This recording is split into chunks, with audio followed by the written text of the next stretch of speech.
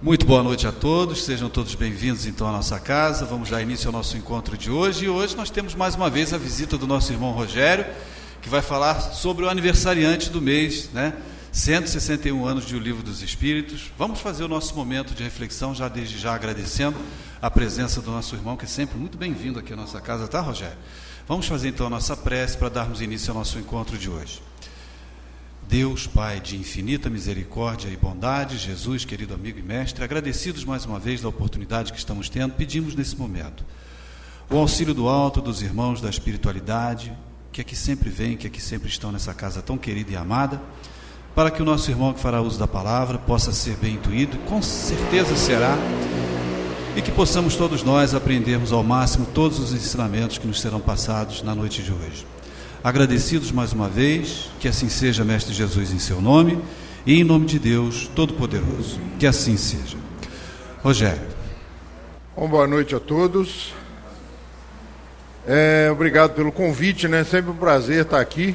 E hoje nós vamos falar sobre esses 161 anos do Livro dos Espíritos, agora dia 18, na quarta-feira próxima, esse livro completando esses 161 anos, que para uma doutrina é até pouco tempo, Levando-se em consideração uma religião, uma proposta doutrinária, é uma doutrina nova, é uma proposta nova.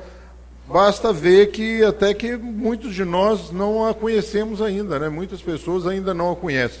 Eu trouxe um vídeo para nós iniciarmos a nossa conversa, o nosso bate-papo dessa noite. Espero que seja útil, que seja bem proveitoso, porque são falas, são colocações retiradas da Revista Espírita, fazendo um apoio a esse vídeo. Então, espero que todos nós aproveitemos.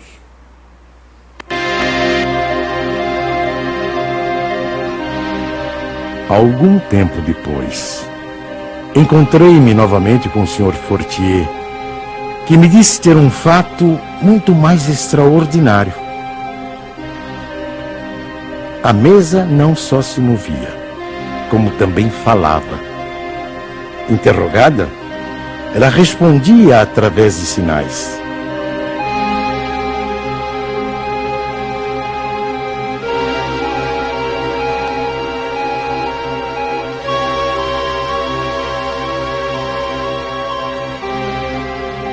Eu estava, pois, diante de um fato inexplicado, aparentemente contrário às leis da natureza e que a minha razão repelia. Sabia apenas que as experiências eram realizadas em presença de pessoas honradas e dignas de fé. No ano seguinte, o Sr. Carlotti, amigo de 25 anos, me falou dos mesmos fenômenos com entusiasmo.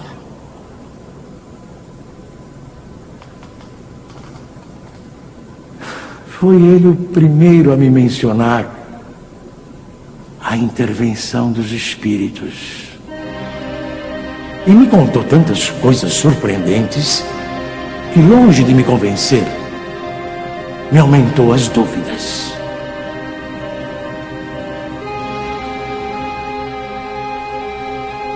Tempos depois, fui convidado a assistir às experiências que se realizavam em casa da senhora Plane-Maison. Aceitei imediatamente.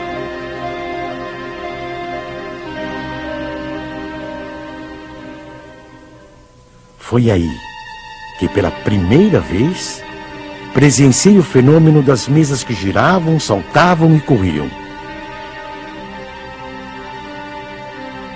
Assisti então a alguns ensaios muito imperfeitos da escrita mediúnica.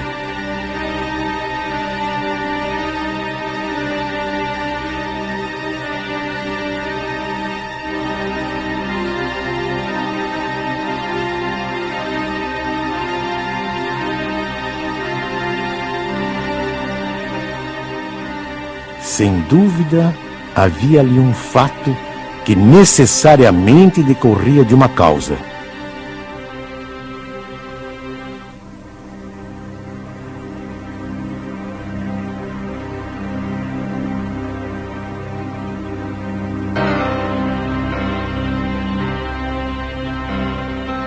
Foi nessas reuniões que comecei os meus estudos sérios de espiritismo. Menos ainda por meio de revelações do que de observações. Apliquei a essa nova ciência, como o fizera até então, o método experimental. Nunca elaborei teorias preconcebidas. Observava cuidadosamente, comparava, deduzia consequências.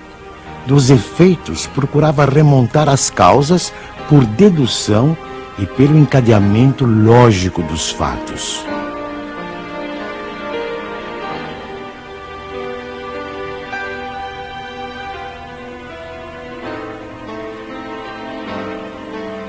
Um dos primeiros resultados que colhi das minhas observações foi que os espíritos, nada mais sendo do que a alma dos homens, não possuíam nem a plena sabedoria, nem a ciência integral. O saber de que dispunham se limitava ao grau que haviam alcançado de adiantamento. A opinião deles só tinha o valor de uma opinião pessoal. Esta constatação me preservou de acreditar na infalibilidade dos espíritos e me impediu de formular teorias prematuras, tendo por base o que fora dito por alguns deles.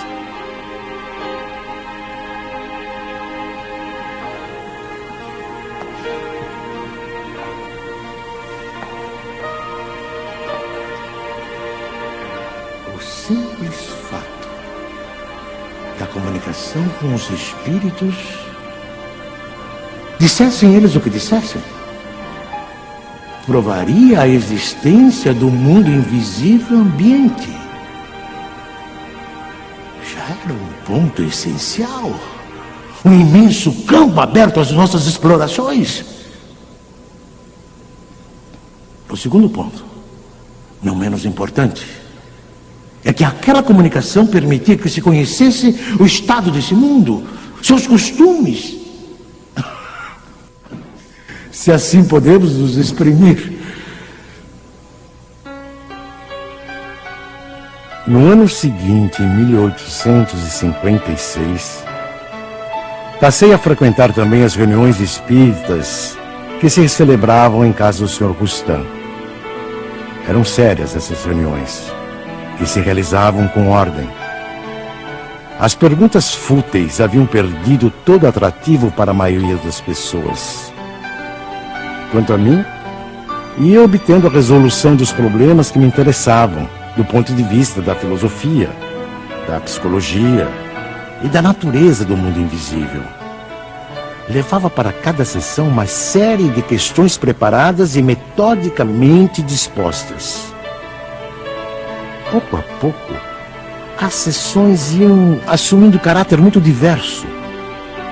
Entre os assistentes contavam-se físicos, matemáticos, estudiosos e cientistas das mais diferentes áreas do conhecimento humano. Todos formulando perguntas, aprofundando temas e questões.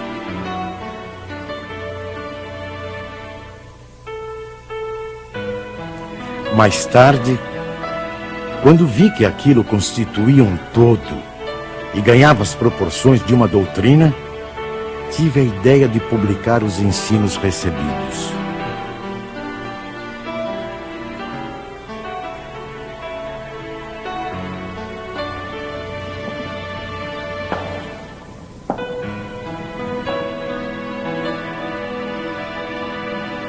O meu trabalho, em grande parte, já estava concluído e tinha as proporções de um livro. Mas eu fazia questão de submetê-lo ao exame de outros espíritos, com auxílio de diferentes médiuns. Mais de 10 médiuns participaram do trabalho. Da comparação e da fusão de todas as respostas coordenadas, classificadas e muitas vezes retocadas no silêncio da meditação, foi que eu organizei a primeira edição de O Livro dos Espíritos.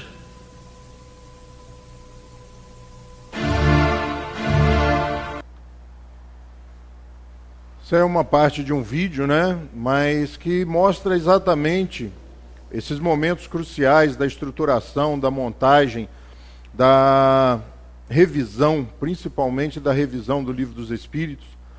E 18 de abril de 1857 vem a lume essa obra e é tido como a data inaugural da doutrina espírita, né? Talvez a única doutrina que tenha uma data de aniversário, porque a partir do dia de lançamento do livro, instituiu-se que seria a data de lançamento da doutrina espírita de forma oficial.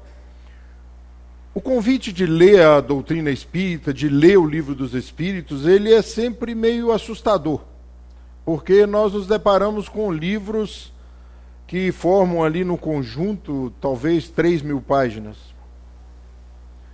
1.019 perguntas, mais os desdobramentos, mais os comentários do Sr. Allan Kardec, e a gente percebe que realmente precisa-se de tempo para fazer isso.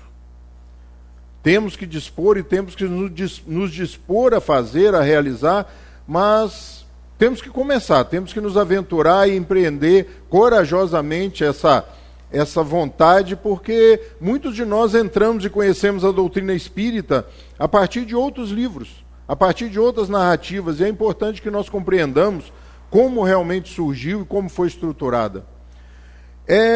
É muito importante nós, ao estudarmos o Livro dos Espíritos, nos atermos a esse processo de clareza, de profundidade, de limpeza mesmo. É uma obra que não tem muita enrolação, é direto ao objetivo, e muitas vezes as respostas dos Espíritos até nos deixam um pouco frustrados, porque nós esperávamos um grande comentário e o que nos aparece muitas vezes são pequenas frases que temos que levar para casa e digerir mentalmente, porque são muito profundas, né? Ele diz: quem se sabe profundo se esforça para ser claro.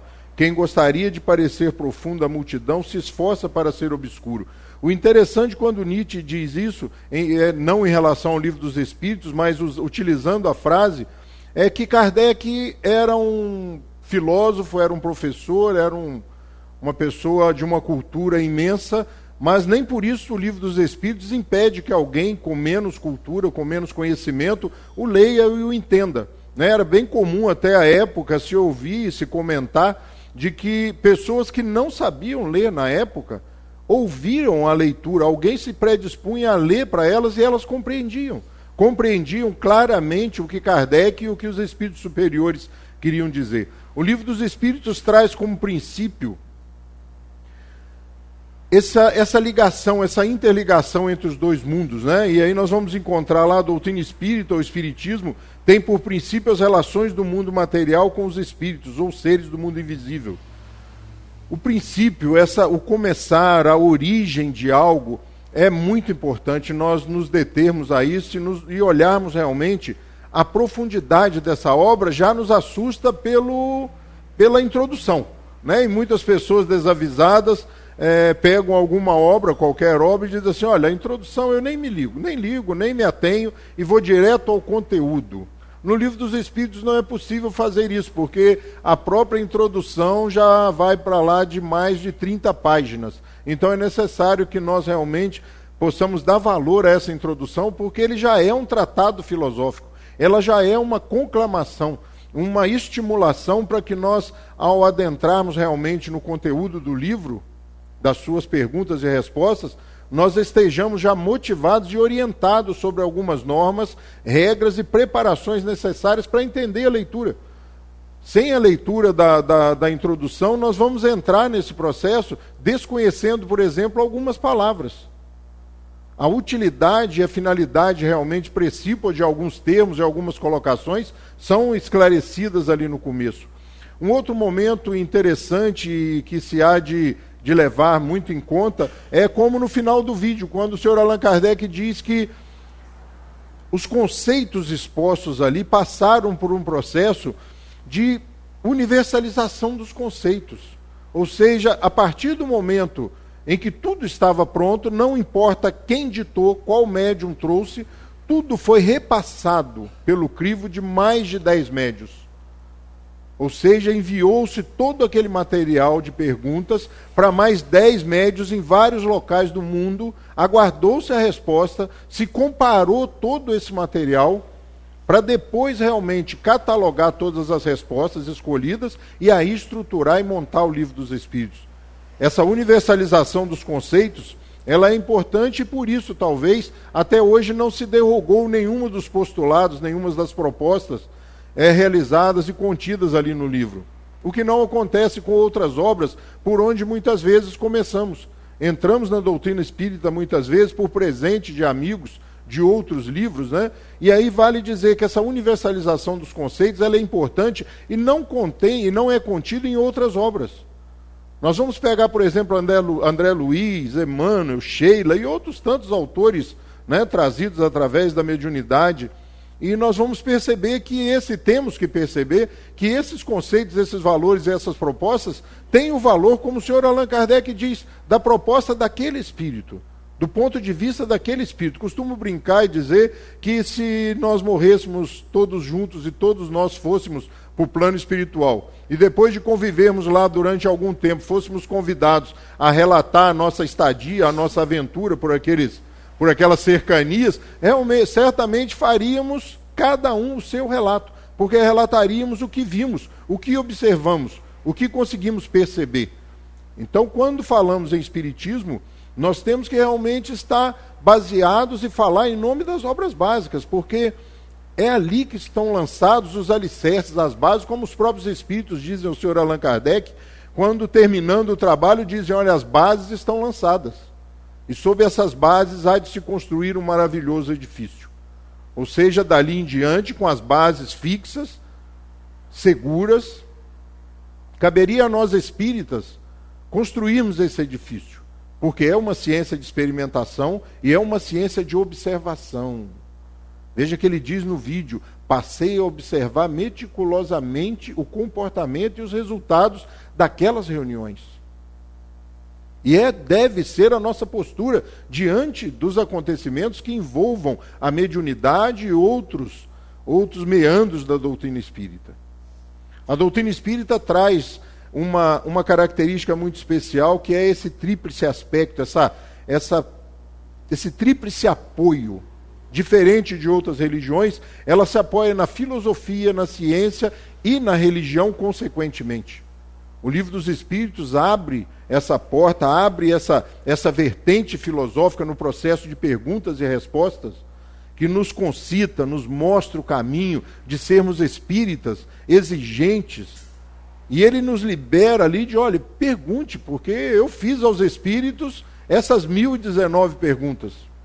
E muitas vezes vamos observar, lendo o Livro dos Espíritos, uma certa impaciência dos espíritos com o senhor Allan Kardec.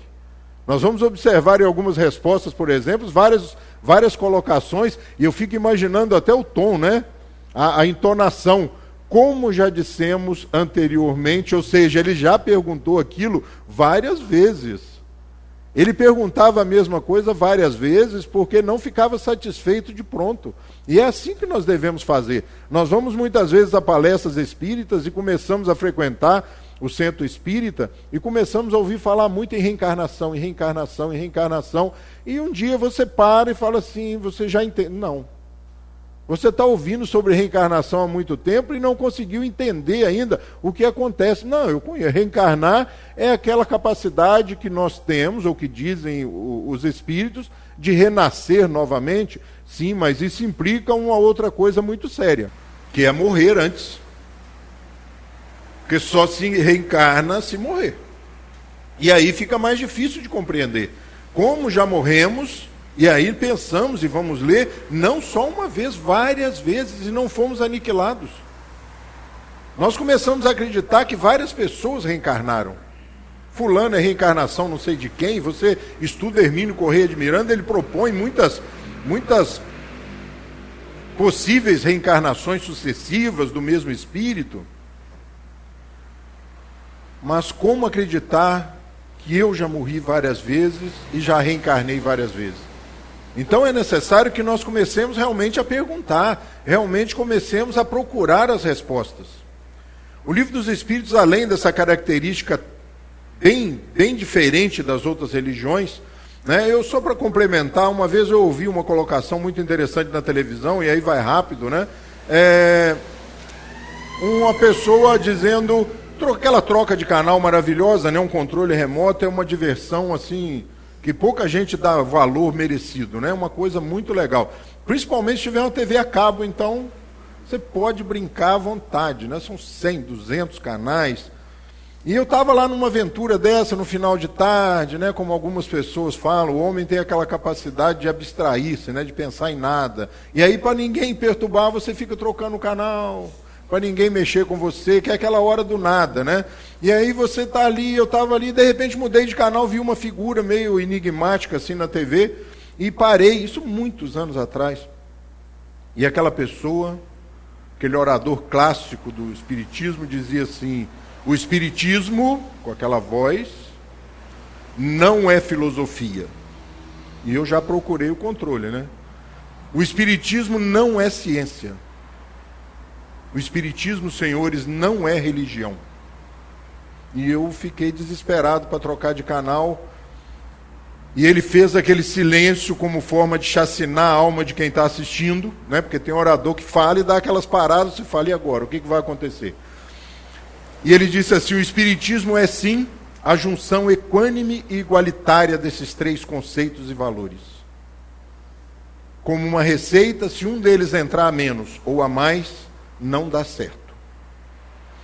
Graças a Deus. Esse livro é estruturado em quatro fases, né? Em 4 livros, em 4 etapas. Ele dá sustentação aos outros livros e a continuação da codificação, e divide-se em 4 partes: as causas primárias, o mundo espírita, o mundo dos espíritos, as leis morais, as esperanças e consolações. Aventure-se. Pegue esse livro como uma questão pessoal, como um caso pessoal, um desafio pessoal. Leia esse livro. Ele realmente tem a capacidade de mexer com a gente. Leia a introdução e comece a leitura. Quando você se depara com a primeira questão do Livro dos Espíritos, e Kardec pergunta aos Espíritos: que é Deus? Fala assim, é uma pergunta simples, boba. Mas quando eu li, eu me preparei para uma resposta de 4, 5, 6 páginas. Já que a introdução tinha umas 30, eu falei, agora... E os Espíritos respondem: Deus é a inteligência suprema, causa primária de todas as coisas. E já deve ter perguntado ele, qual a próxima? E aí você fica assim, mas só isso que é Deus? Porque no primeiro momento você não consegue digerir isso, né? Mas depois, com o tempo, e lendo o livro, e quando você começa a chegar lá perto da 1019, você começa a perceber que todas as outras 1018 também têm a mesma intenção de explicar a número 1. E depois toda a codificação também tem essa finalidade, de fazer com que nós estabeleçamos com a criação um relacionamento mais profundo, mais uníssono, mais tranquilo, sentindo-se incluído, fazendo parte desse processo. O Livro dos Espíritos abre a porta para que nós comecemos a um exercício que às vezes nós nos privamos de pensar, de digerir mentalmente, de procurar soluções, de não concordar. Kardec nos alerta: não concorde de primeira. Duvide, questione. Mas por que é assim? Por que tem que ser assim? Ele nos incita a isso. E abre essa porta de uma visão de um mundo diferente, de uma visão de um mundo equilibrado, não esse caos aparente que nós olhamos e achamos que como pode dar certo tudo isso. O Livro dos Espíritos vem mostrar realmente como tudo isso dá certo. E por que tudo isso dá certo? Porque existem finalidades, e a causa de tudo isso é que rege, que administra todo esse processo. De um jeito inteligente, de um jeito libertador, sem determinismo. Nos foi entregue a capacidade de sermos livres pensadores, de crescer, de caminhar com as próprias mãos, de traçar o nosso futuro, escolher por onde vamos caminhar. O horizonte despertado por essa nova porta, ela traz uma característica diferente. porque ao olhar por ela nós somos conclamados a nos lembrarmos que existem outras portas. Não só a nossa porta. Isso tem que nos trazer uma certa tolerância, um certo entendimento e uma certa aceitação em relação às outras religiões. É lógico que nós espíritas normalmente não fazemos isso, né? De falar de outras religiões de forma negativa, mas fica aí o alerta, leia o Livro dos Espíritos e perceba no seu bojo a importância de atender a necessidade de pessoas totalmente diferentes. Se somos tão diferentes, é necessário entender-se que se faz urgente a oferta de outras propostas, para que haja o entendimento enquanto a maturidade, enquanto a capacidade de racionalização, enquanto esse sentimento de orfandade perdure, até que nós consigamos tomar realmente as nossas vidas em nossas mãos. No começo do século XX, quando as pessoas começaram a se converter do protestantismo, do catolicismo, para a doutrina espírita, houve um sentimento de vazio, porque as pessoas chegavam na casa espírita, assistiam às palestras, os estudos, por aqueles senhores, né? Meio trôpegos, né? Chapeleira lá, eu adoro eu acho que eu já tive nessa época, né? Botar o chapéu, o guarda-chuva lá no canto e começar a falar. Criança nem passava na porta do centro espírita. Mas quando acabava o estudo, ficava um sentimento naquelas pessoas de... é só isso. Acabou. Não tinha mais aquela liturgia, aquela estrutura de apoio. E foi necessário que surgisse o passe e se agregasse outras coisas, outros trabalhos, outras atividades dentro da casa espírita.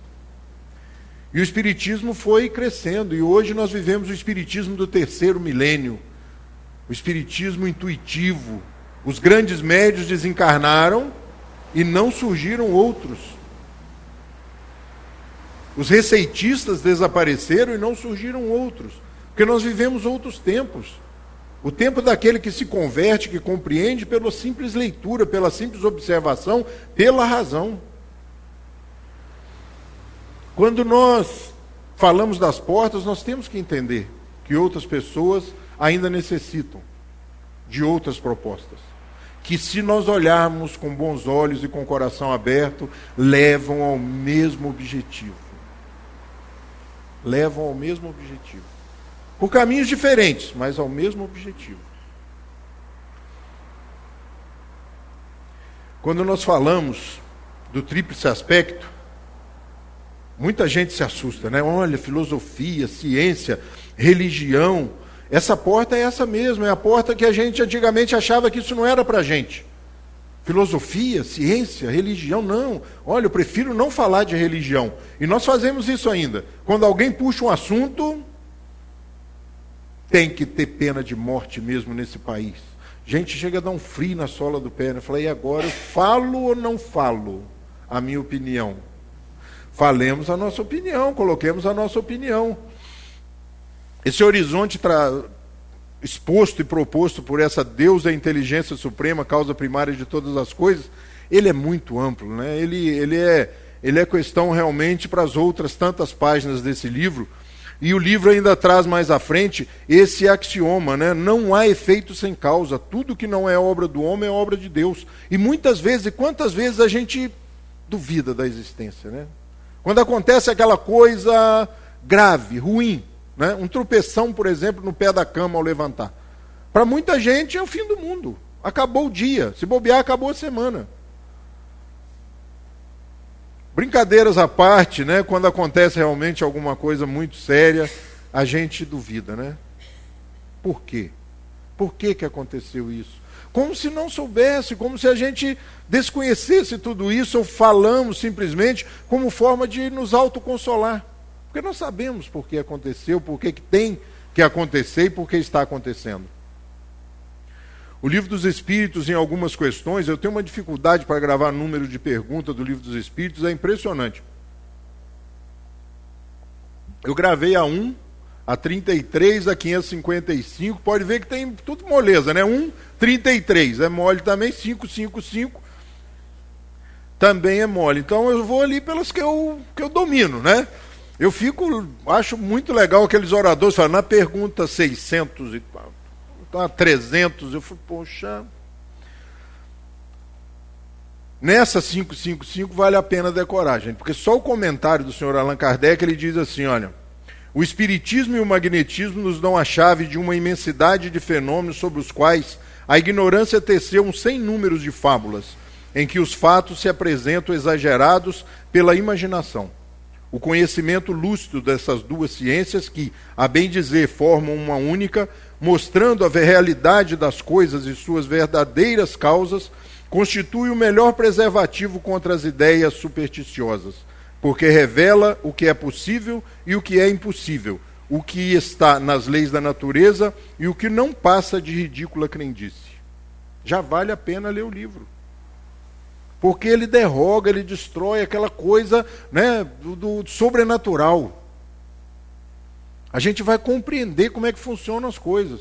Né? Outro dia uma pessoa me falou uma coisa interessante, assim, olha, cheguei em casa e ele mora num sítio, meio afastado, né, pouca iluminação, e ele tranca o portão para ir para o centro.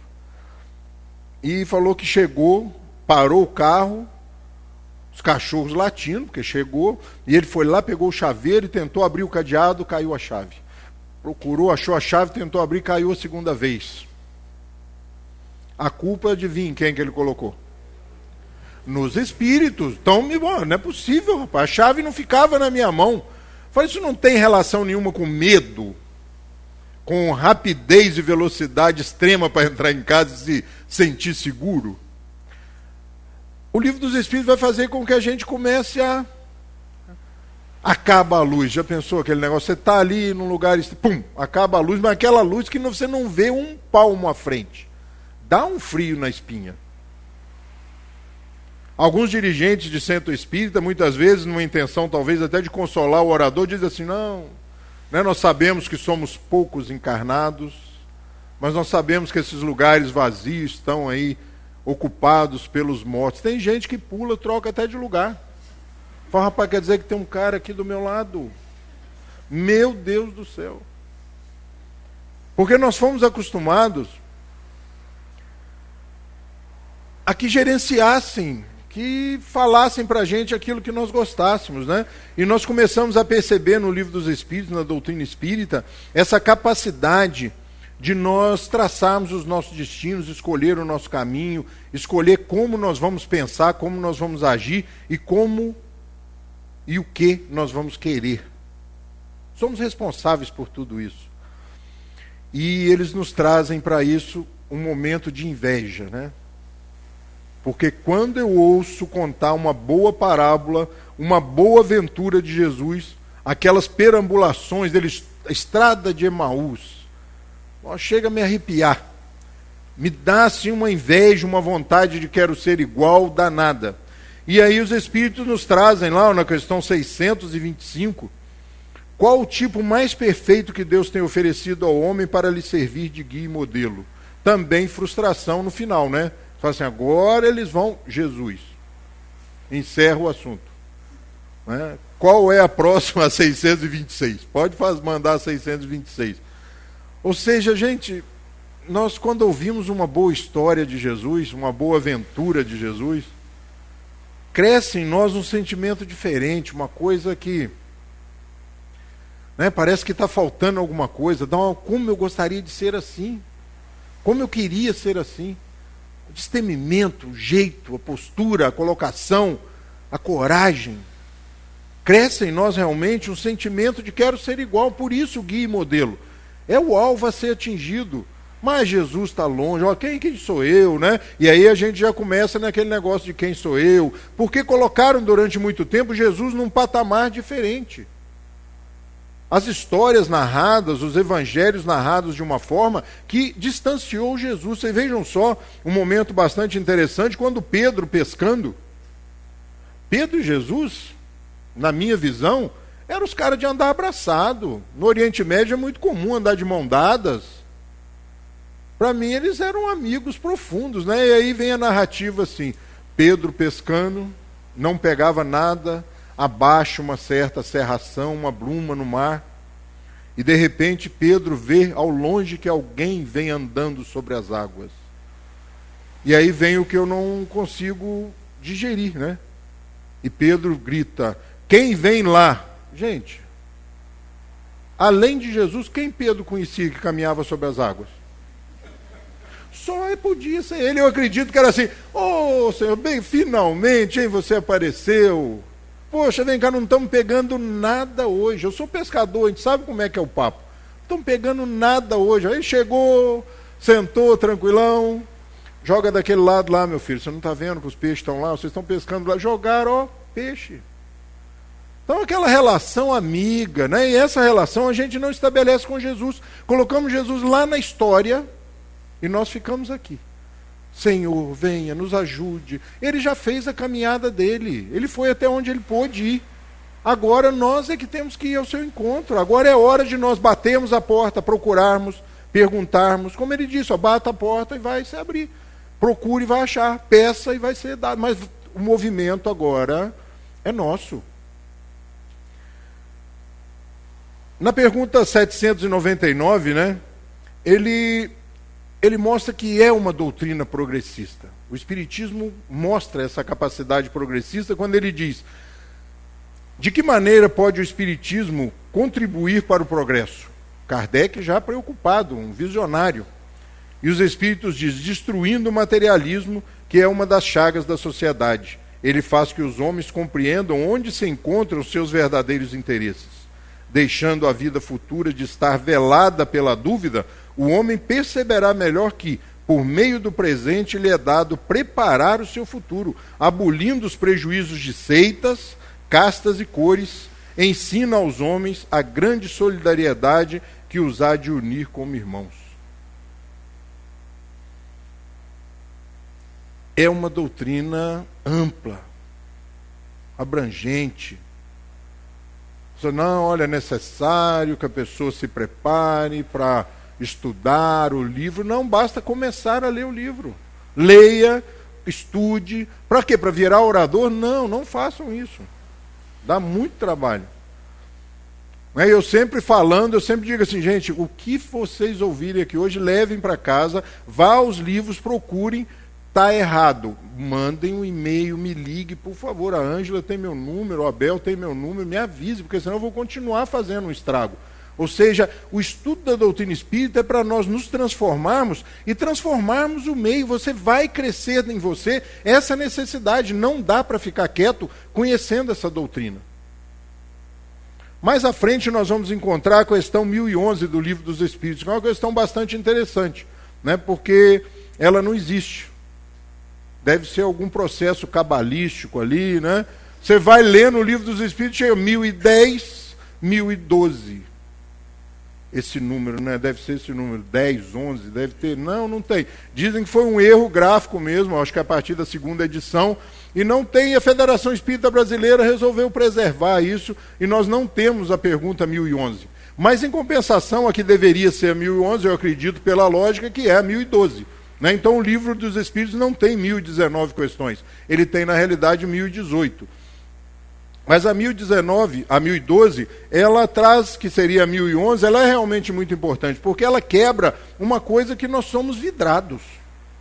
Nós temos uma certa paixão por esses temas. De acordo com isso, o inferno e o paraíso não existiriam como os homens os representam? Não são mais do que figuras. Os espíritos felizes e infelizes estão por toda parte. Entretanto, como já o dissemos, também os espíritos da mesma ordem se reúnem por simpatia, mas podem reunir-se onde quiserem, quando perfeitos. Comentário do Sr. Allan Kardec. A localização absoluta dos lugares de penas e de recompensas só existem na imaginação dos homens. Provém da sua tendência de materializar e circunscrever as coisas cuja natureza infinita não podem compreender. Já foi embora o céu e o inferno. O que eu gostava mais era o purgatório, né? Porque aí a gente acha sempre que vai dar um jeito, né? Pô, será que não... Tomara que não radicalize comigo, né? Dê para ficar ali naquele meio termo. E essa visão do céu, ela é uma coisa interessantíssima, porque a gente gostaria, mas não racionaliza o processo, porque se racionalizar não quer ir também. E quem criou o céu já criou assim numa estrutura organizacional protetora, né? Murou, colocou um portão, chave, cadeado, e ainda mais esperto, colocou um homem para tomar conta do portão. Até porque dizem que é um local que as mulheres não conseguiriam ficar. Por isso um homem toma conta do portão. Porque elas não ficariam, sabendo que um dos filhos não pudesse ir para lá, não ficariam no céu. Então é uma figura que já nasce com alguns problemas de concepção, de estruturação, de lógica e de entendimento. Né? Uma vez uma senhora vizinha lá da minha casa, ela deve ter descoberto talvez que eu fosse espírita.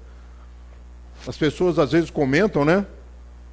E ela era testemunha de Jeová. E ela deve ter se apiedado de mim. Então ela ficava ali na esquina, mais ou menos, sempre me vigiando. E eu acredito nisso, né? Talvez nem fosse coincidência. Mas todas as vezes que eu subia, ela sempre estava varrendo ali.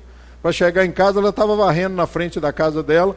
E ela não perdia a oportunidade de todos os meses me dar aquela revista Despertai. Oh, o senhor gostou da revista? Adorei a do mês passado. Então aqui é nova. E ela me deu uma vez uma, né? E ela deveria ficar contente realmente. Falei, mais um que eu estou salvando e tal. E eu cheguei em casa e fui folheando. E é uma edição legal.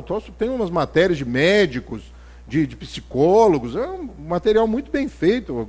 Parte gráfica muito bem feita. E eu fui abrindo e ela no meio. Isso tem alguns anos, ainda era com grampo, né? E quando abri a página central, era o céu. 2 páginas assim, ó, coisa... Um lago, gente. Maravilhoso, todo ornado de plantinhas na beira, um gramado, nenhuma tiririca, nem trevo de 4 folhas, era aquele gramado perfeito. O leão deitado lá no canto me chamou a atenção, as pessoas sentadas à beira do lago, o viadinho lá deitado debaixo da outra folhagem. E eu fiz uma reflexão rápida, falei, já pensou eu nesse lugar, que perturbação que ia ser? Porque eu já olhei para o lago e falei assim, deve ter peixe. Já ia dar um jeito para pescar. Porque pela cara ali, pela margem, o capinzinho comido, tem peixe. Já ia cutucar o leão para correr atrás do veado. E eu fiz uma conta rápida, 30 minutos. Ia me convidar. Excluído a bem da disciplina. Então esse céu não dá, assim como o inferno, não dá. Quantas vezes nós já nos exercitamos e perdoamos? Se nós perdoamos, como é que a pena pode ser definitiva? Pode ser para sempre? Virou conto de criança. Mas aí nós espíritas, órfãos, criamos um umbral. Aí nós chegamos junto. Vamos perder? Né? Criamos um umbral. E algumas pessoas leem algumas obras, né? E o cara só fala, se André Luiz passou no umbral, já pensou eu? Você não vai achar. Ontem eu ainda brinquei com isso, tem algumas pessoas que não gostam realmente da brincadeira. Mas ontem eu brinquei com isso. A poça de André Luiz é dele. As vozes são dele. Assim como todos nós vamos chegar lá e vamos encontrar aquilo que nós idealizamos, que nós construímos, como falou o senhor Allan Kardec e os espíritos superiores, na pergunta 1012. Nós temos um amigo em comum, e muita gente conhece, o Jacó Melo, ele diz assim, eu me nego a ir para o umbral. Eu me nego a ir para o umbral, é uma proposta positiva da gente vir aqui aprender, trabalhar, eu vou perder tempo. E eu descobri ali nos meus estudos, eu perco horas. Minha mulher falou assim, eu não sei o que você faz tanto nesse banheiro. Mas é porque lá eu tenho, além de outros lugares escondidos, eu tenho um monte de obras básicas. Espalhadas no carro, no laje, no banheiro, no escritório.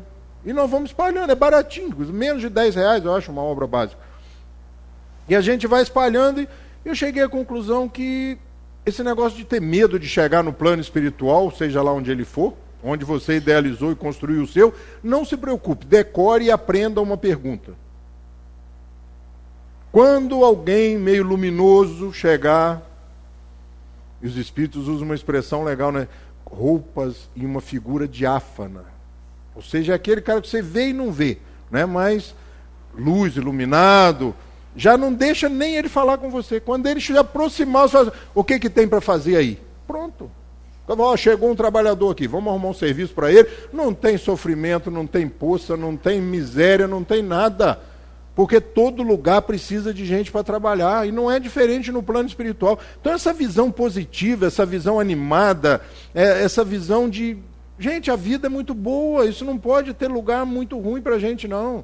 Nós somos espíritos medianos, nós já passamos daquela fase, está certo que nós já devemos ter feito algumas aventuras bastante graves, mas nós já estamos à frente.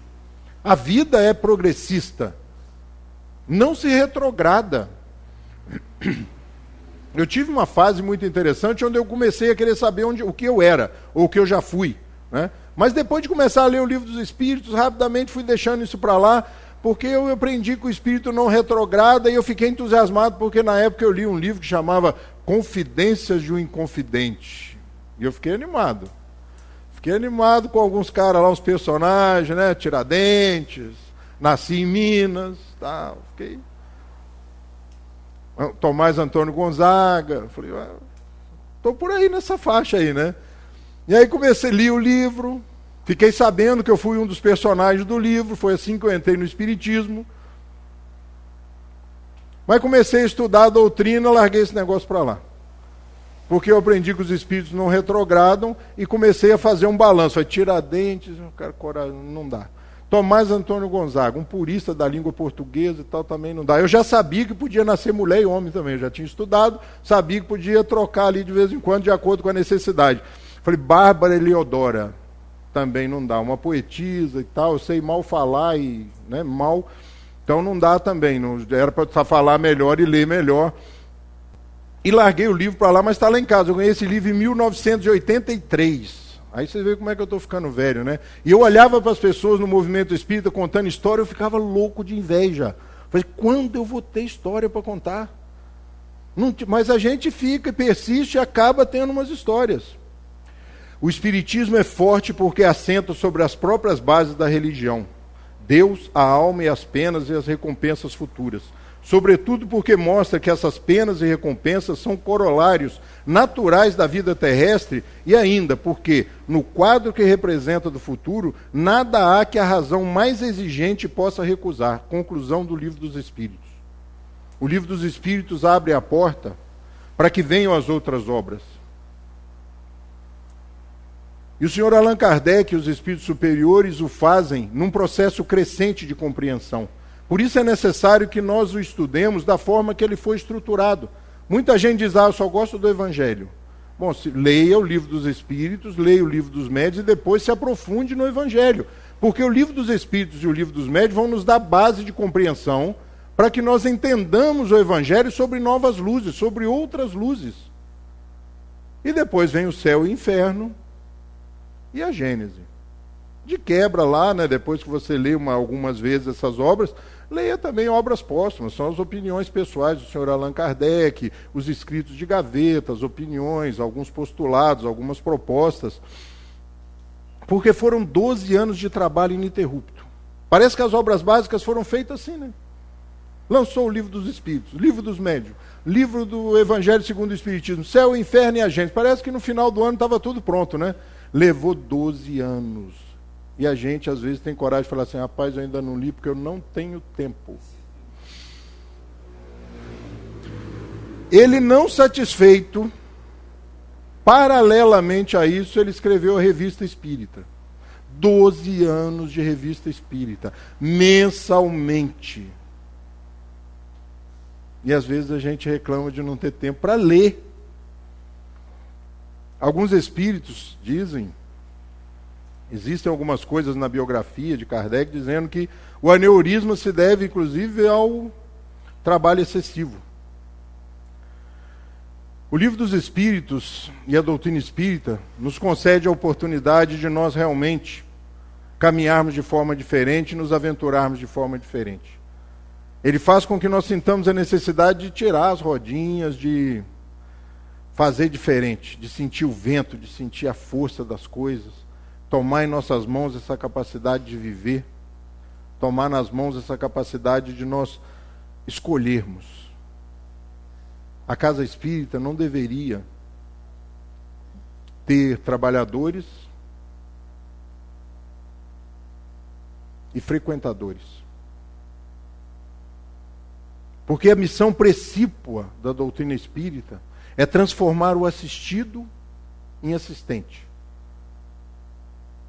É mexer nas fibras mais íntimas daqueles que estão começando e conhecendo, para que ele se aprofunde nesse relacionamento de forma forte, sairmos da superfície desse relacionamento, acabar com esse flerte e entrarmos realmente nessa relação, porque é lá no fundo dessa relação que nós vamos encontrar as motivações, é lá que nós vamos encontrar o combustível, o fermento que vai fazer com que nós não consigamos mais nos conter e comecemos a agir para mudar o estado vigente das coisas. Para que nós comecemos a mudar o mundo com as nossas próprias mãos. E não almejemos, por exemplo, compreendendo o que é a reencarnação, ficarmos mais tranquilos. Falar, agora, na próxima, eu vou ver lá em cima, se eu dou um jeito, vou nascer na Áustria. E agora está em moda, nascer na Finlândia, na Islândia, nos países nórdicos, né? Porque, olha, qualidade de vida, distribuição de renda, não se iluda, você não vai nascer lá. Essa lei ela é tão perfeita, tão bem feita, que eles não vão permitir que você nasça lá para perturbar a vida daquelas pessoas. Eu digo isso para mim às vezes.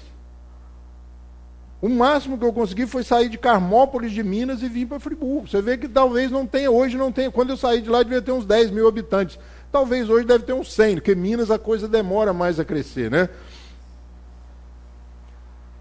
Então não tem, se você quer um mundo melhor, você vai ver isso no livro dos Espíritos. Quer um mundo melhor, construa um mundo melhor.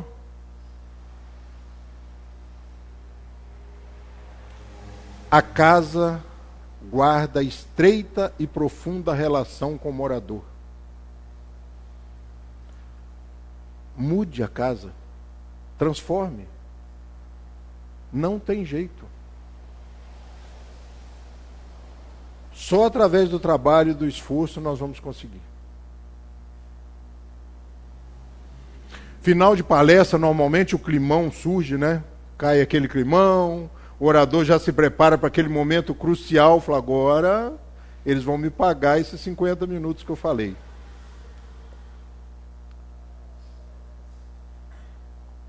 Traz uma música profunda.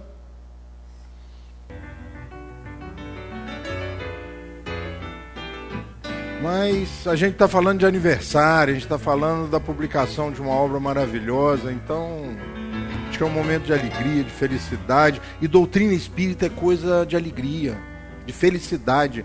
A gente que equivocadamente às vezes vem para o centro espírita e vai se aproximando da casa e vai meio que se calando, o tom de voz vai mudando. Já visto alguns oradores, né? Você conversa com ele antes da palestra e ele, tudo bem, como vai, Abel? E ele sobe aqui e fala, senhores, boa noite. Vamos falar hoje do Livro dos Espíritos. Temos que ser naturais, temos que ser extrovertidos. Casa espírita é lugar de felicidade, de alegria. Se nós acreditamos que isso é um hospital, uma escola, um lar, um templo, que é onde nós viemos nos relacionar com Jesus, com os amigos espirituais, com o conhecimento, com a liberdade de consciência, que momento mais feliz do que esse?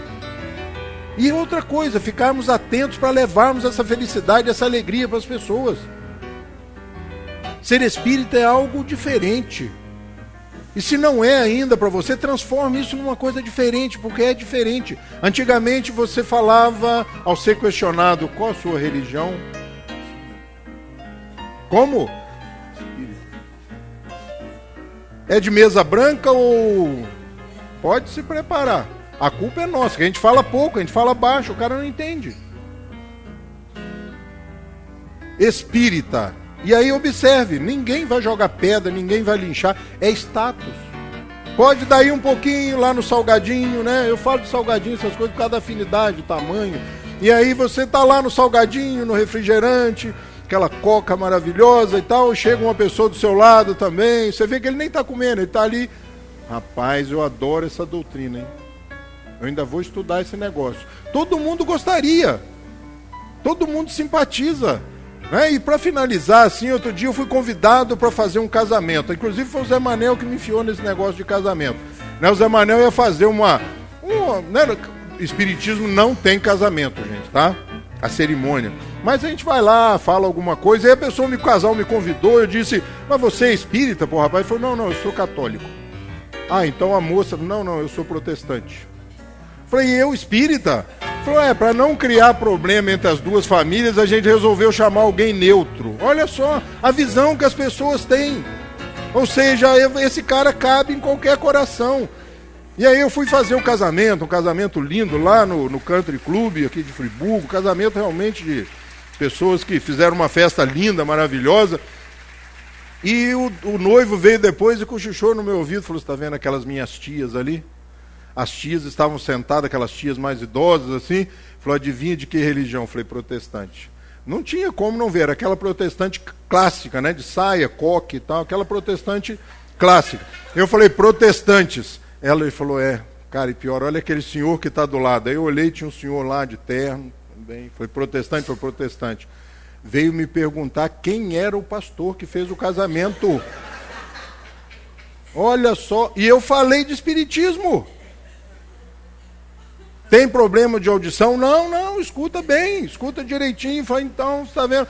Todos os caminhos levam à praça. Se você olhar direitinho, você vai perceber que se você abrir o coração, não tem jeito. Todo mundo quer ir para o mesmo lugar. Que Jesus possa nos abençoar, nos amparar muito, nos aguardar. Insistente, persistente. Nós vamos chegar lá. A gente está ficando esperto. Leia o Livro dos Espíritos, conceda-se conhecer a doutrina espírita, na forma que ela foi estruturada, e você vai ver que Jesus nem tão longe está assim. Que Ele permite até às vezes que a gente se associe a Ele para trabalhar, para ajudá-lo. Porque Ele faz o que é possível fazer na situação e no estado que ele se encontra. Mas a forma material de agir, ele espera que nós façamos. A parte material, a parte da ação, da solidariedade, do socorro, da assistência, do soerguimento, cabe a nós. E é um orgulho nós podemos levantar a cabeça e dizermos que somos trabalhadores da seara de Jesus. Uma boa noite para todos.